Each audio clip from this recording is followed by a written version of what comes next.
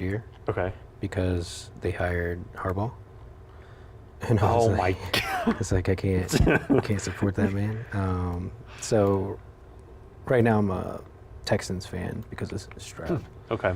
So I think I'll stick with them regardless. But I like the uniforms that they wore. I think it was yeah, last week the red ones. Sunday night. Yeah. Yeah. Those are nice. Yeah.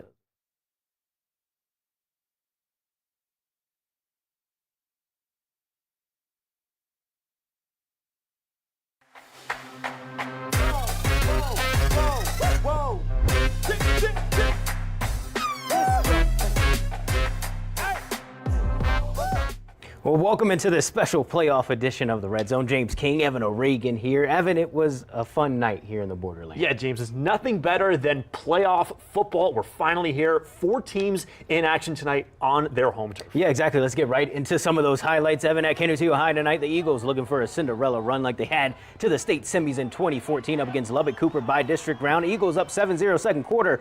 Pirates in the red zone, but Canutillo able to get the stop and force a field goal, so 7-3. Now, the Canutillo Eagles have hung their hat on defense all year long. On the other side of the ball, though, Cesar Huerta, an emerging star at quarterback for them. The sophomore hits David Alvarado in the corner of the end zone for 6 to go up 2 scores. And just before the halftime break, Pirates threatening in the red zone again. This time, Eagles unable to come up with the stop. Caden Brown punches it in from the 2-yard line, and in the second half, it would be all Pirates. Eagles season comes to a close with a 38-14 loss.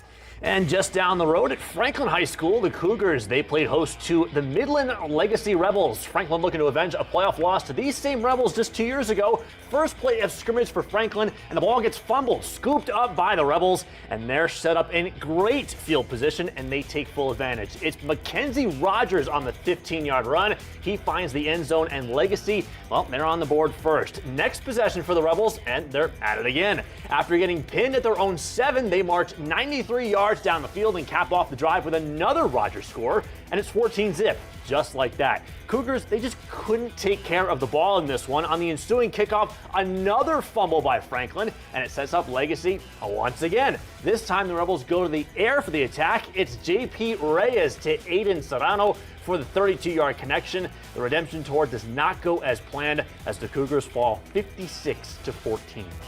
Yeah, to Conquest Stadium now. Del Valle looking for their first postseason win since 2020 up against Abilene Cooper. And how will the Conquistador offense carry over to the postseason? The answer is well with Jake Fetty back there. Fetty hits Andrus May down the numbers for the opening score, 7-0 Del Valle. And then first Cougar drive, Austin Cummins going to drop back to pass. And number 5 plays both ways, gets the interception to back up his touchdown. Del Valle ball again. A pair of plays later, DV threatening handoff to Manny Fuller, and the Utah commit has got real track speed. Fuller racing down the sideline, one man to beat as he high steps his way in for the score.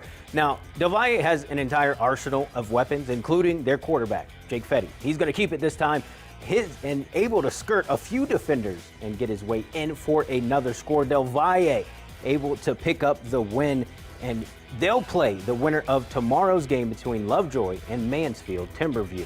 Oh, can't wait for the outcome of that one. Out to the SAC now. Americas, they played host to Tascosa. The Trailblazers hoping to begin a miracle postseason run of their own. Starting the game with some trickery. Pitch back to the quarterback, Jaden Mendeville, and he'll launch one down the field to Trey Guevara. The number 1 is untouched down the sideline to open this one up with a bang, 76 yards.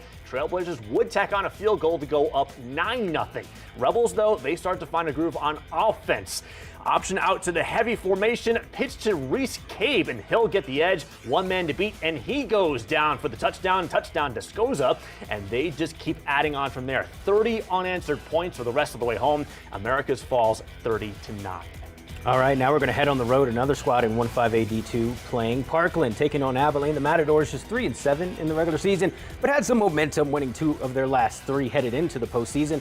All that would come to a halt tonight, though. The Eagles averaging 39 points a game, and that offense was firing on all cylinders tonight. Abilene scores 84 and blanks the Matadors It's the Eagles' second most points scored in a postseason game as the Mats round off their season at 3-8. Now, we had some scores from other teams that were on the road tonight. Bel Air fell to Lubbock Monterey 63-0. So year one under head coach Gary Recorder comes to an end for the Highlanders. Yeah, and Isleta, they were also on the road playing Randall. They take the L in this one as well, 71-27. Yeah, in our final game tonight, Clint on the road taking on West Plains. The Lions wrapped the year with a 42-8 loss. But going back to the games that we had here in town, obviously Del Valle, the only winners, and they did it commandingly. A 63-35 win for the Conquistadores. I mean, you were out at their practice earlier this week, and you've seen this offense up close. Yeah, they just look unbelievable. I think when I was at practice the other day, I saw one drop pass in the hour and a half plus that I was there. Yeah. So the offense just going to be unmatched. So I'm very curious to see. We're of course waiting the matchup of that game tomorrow. Whoever they end up playing, very intrigued to see how that matchup goes in round two. Yeah, and those two squads, Lovejoy and Mansfield, Timberview, both good teams. So Del Valle will have to go on the road and try to win an area championship. Again, when we find out who they're going to play, we will let you guys know both on air and online. That game is tomorrow at 6 our time, so you might want to keep your eyes peeled on social media to see how that one is going to get Del Valle's. But if we're going back to teams that ended their season like Franklin, obviously they had a younger squad this year. Shea Smith, their starting quarterback for the past 4 years, makes his departure. He graduates. He's at UTEP now, scoring a touchdown last week as well, which is cool. But now they have to replace pieces like him. And so Ernie Powers was a big part of that offense. Couldn't really get it going tonight there. Well, you know, the thing is that Noah Friesen and Ernie Powers, they made up the Franklin offense tonight. Yeah. They scored the 2 touchdowns that they had the entire game. So I think that the future is bright for Franklin. So very intrigued to see how they do next season, building off of this year's success after missing the playoffs last year. Yeah, and then obviously Kenny Tio's season comes to an end. They were in command of that game really in the first half. It was a couple defensive penalties that really set up Lubbock Cooper in the red zone to be able to get those 10 points that they had in the first half. But really in the second half, they couldn't get anything going offensively. They got blinked in that second half, which, you know, it's obviously a struggle. They had Matthew Gasca all year long, a senior quarterback, go down late in this year. So you have to promote a sophomore quarterback like Cesar Huerta, who has played well, but anytime you make a quarterback change that late, it's tough to overcome. Yeah, I was just going to say, it's a tough spot to come into, especially that young, kind of, I don't want to say inexperienced, but you just don't have that kind of the same continuity with the receivers and all that as you had all year long. Right? Yeah, so again, kind of the same situation as Franklin, right? So sophomore quarterback, future should be on the bright side going to next year. Yeah, and the best part about tonight, Evan, is that we get to do it all over again tomorrow night. We got Eastlake playing Permian. We've got, El Dorado as well at home playing against Amarillo. So those are two squads that also feel like they have a good shot at winning these games. Eastlake and Permian played to a one-score game. The Falcons lost that game earlier this year out of the SAC, so they'll get their chance at redemption tomorrow. And then, Eldo, you got Ryan Estrada at running back. You like your chances anytime. Yeah, both teams undefeated in district play this year going into the playoffs, so should be very fun Friday Night Lights. Yeah, exactly. And that does it for this postseason edition of the Red Zone. And we'll see you right back here tomorrow night with more highlights.